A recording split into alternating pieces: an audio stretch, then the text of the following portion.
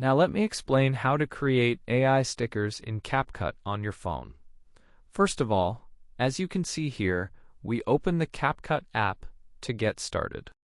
Next, we tap on the Add Video button to select where we want to place this video, as you can see in the app interface here. For example, we add this video here, then we select the stickers option.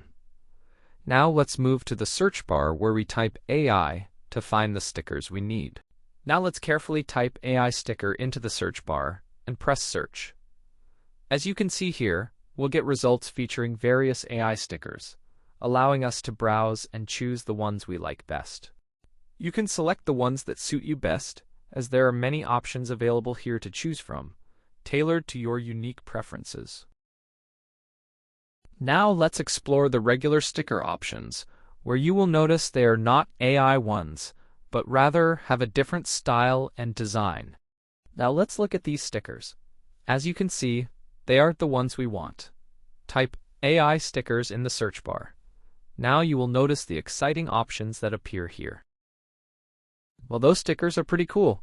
So that's basically everything for today. Thank you for watching, good luck everyone, and goodbye.